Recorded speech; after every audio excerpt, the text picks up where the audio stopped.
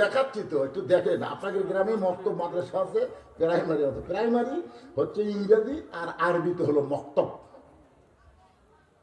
তো এখন চিন্তা করেন মক্তবের সাইজ আর প্রাইমারির অবস্থা চিন্তা করে দেখেন তো, দায়িত্ব সরকার কোনটার নিছে? তো মক্তব কি হলো? অথচ এই কোরআন শরীফ সম্পর্কে আল্লাহ রাসূল বললেন, খায়রুকুম মান তাআল্লামাল কুরআন ওয়া আল্লামা।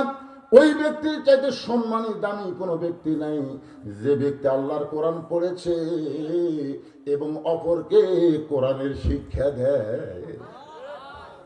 খালি সুবহানাল্লাহ বলে হবে না তো। প্রাইমারি মাস্টার কিভাবে হাঁটে আর মক্তবের হুজুর কিভাবে চলতেছে। প্রাইমারি মাস্টার খালি মতো তাও দিচ্ছে আর মাস গেলে চেক কেটে দিয়ে খালি। আর মক্তবের হুজুর আপনাকে দিকে তাকে আসে, হুজুর কি হচ্ছে? 3 মাস বাকি, 3 মাস হলে বাকি হুজুর। আজকে দেখেন এই কোরআন শরীফ একটু দেখেন ভাইজান, একটু মহব্বত করে তাকায় দেখেন, কাবা শরীফ দেখার চাইতেও বেশি সওয়াব। আমার সাথে এক ব্যক্তি হজ করবার যায়, ওই খালি কাবা ঘর ধরে আর চুমা খাই, মানে দৌড়ে যায়, বুঝলেন? কাবা ঘর ধরে আর চুমা খাই। আমি তো দুধ দিয়ে ঘুরি, আমাকে হুজুর আপনি কাবা চুমা খাবেন না? আমি বললাম, পাগলা, মানুষের ভিড় কেমনি খাই?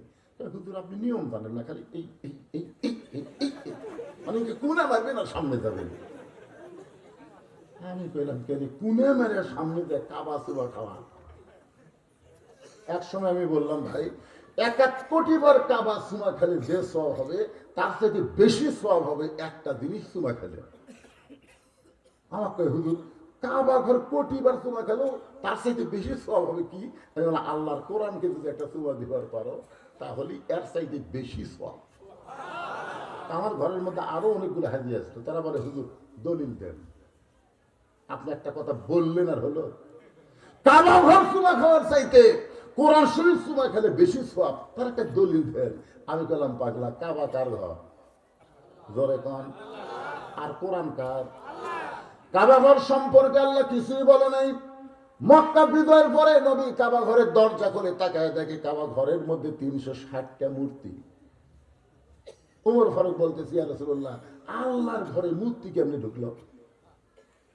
তো আল্লাহ রাসূল বলে, ওমর তুমি কি চিন্তা করো, আল্লাহ তাহলে কি করলো? ঘর কার? মূর্তি কেমনে ঢুকলো?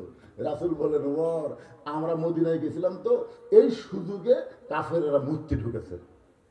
এখন আমরা যখন মক্কায় এসেছি মূর্তিগুলো বের করে আমাদের ভাঙতে হবে, কারণ আল্লাহর ঘর হতে পারে আল্লাহ হেফাজত করবে না। হেফাজতের দায়িত্ব দিয়েছে আল্লাহ মানুষকে, আল্লাহ ওয়ালাদেরকে, কিন্তু এই কোরআন হেফাজতের দায়িত্ব আল্লাহ মানুষকে দেয়নি। কোরআন সম্পর্কে আল্লাহ বলেন, ইন্না নাহনু নাযালনা যিকরা ওয়া ইন্না লাহু লাহাফিজুন। মুয়াজ্জিন সাহেব এসে নামাজ পড়ে তালা না দিয়ে বাড়িতে গেছে। মনে করেন মনের ভুলে তালা না দিয়ে ফুটে গেছে, বাড়িতে গেছে। ফজরের নামাজের আযান দিবে, এসে দেখে মাইক নাই। সমস্ত মুসল্লি এসে দেখে আযান, মাইক নাই। কি মাইক কেমনে নাই? ভাই তালা দিইনি রে, তালা দিইনি, চোরে নিয়ে গেছে। সবাই একই কথা বলতেছে, তোমার দোষ। আপনার বলেন তো ঘর কার? আল্লাহ কি করলো? তার মানে বোঝা গেল কাবা ঘর, মসজিদ আল্লাহর ঘর। এই ঘর ততক্ষণ পর্যন্ত হেফাজত থাকবে যতক্ষণ আল্লাহ ওয়ালারা থাকবে। আর কোরআন হেফাজতের জন্য কোনো আল্লাহ ওয়ালা লাগবে না, স্বয়ং আল্লাহ হেফাজত করবে। এখন বলেন কাবা ঘরের দাম বেশি না আল্লাহর কোরআনের দাম বেশি? একটু মনোযোগ দেবেন। সেই কোরআন সম্পর্কে আল্লাহ বললেন, অনুনাজ্জিলু মিনাল কুরআনি মা হুয়া শিফাউ ওয়া রাহমাতুল লিল মুমিনিন। আমি যেই বলবো সব সমস্যার সমাধান আপনারা বলবেন দিতে পারে আল কোরআন। সব সমস্যার সমাধান দিতে পারে আল কোরআন। বাংলাদেশের মতন ৯৬টা দেশের খলিফা আমাদের বাংলাদেশের মতন ৯৬টা দেশ পরিচালনা করেন। তার নাম হলো হযরত ওমর। এক সময় হযরত ওমর বললেন, সাহাবীরা রে, তোমরা কি আমার অতীতের খবর জানো? আমি অতীতে খালার বাড়িতে রাখালি করতাম, খালার ছাগল চড়াইতাম। বিকেল বেলা যখন ছাগলগুলো নিয়ে ফেরত আসতাম, আমার খালা কান ধরে বলতো, ওমর কয়টা ছাগল নিয়ে গেলি ময়দানে, কয়টা ফেরত আনলি? আমি ছাগলের পাল গুনে দিকে 2-3টা কম। আমার খালা বলে, আবার নিয়ে আসো। আমি এক দৌড়ে ছাগলগুলো খুঁজে খুঁজে যখন নিয়ে এসে খালারে জমা দেই, খালা মাথার চুল ধরবে, ওমর যেই ভুল তুমি আজকে করেছো, এই ভুল যদি আগামীকাল করো, তোমার রাখালির চাকরি কিন্তু ক্যান্সেল করে দিব। আমি খালার পা ধরে বলতাম, খালা আমার রাখালির চাকরি যদি ক্যান্সেল করে দেন, তাহলে আমি থাকবো কোথায়, খাবো কি? যে ওমর একদিন রাখালির চাকরি রক্ষা করার জন্য খালার পা ধরে কেঁদেছে, আজকে সেই উমরকে অর্ধ পৃথিবীর আল্লাহ খলিফা বানাইছে। এটা উমরের যোগ্যতাই নয়, এটা কেবলমাত্র আল্লাহর কোরআনের ওসিলা। এখন আপনারা বলেন, এই কোরআনের পাওয়ার আছে না নাই? আর আমাকে দেশে